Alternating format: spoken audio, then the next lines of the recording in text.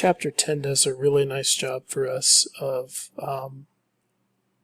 diving a little bit deeper into the revenue manager's roles and responsibilities, and I think even more importantly, a marketing effort and evaluating it. And so any of you in this course that have worked, I mean, honestly, pretty much anywhere, right? This promotion or this marketing or whatever thing we've put out is great, but did it work?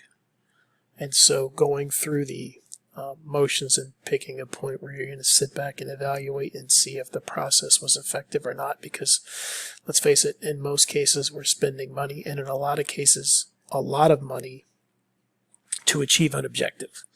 And so, measurable, right? Smart, specific, measurable, achievable, realistic, and time-based or time-bound, whatever you want to call it. Did it serve its purpose? Okay, or did we waste our time? And the honest answer I can tell you also is, a marketing effort by some people at the top that's not properly communicated to your employees below them is never going to be successful, because they're just doing it because they have to do it, and it's not really expressed to them the importance of why it's being done. So that's part of a successful strategy.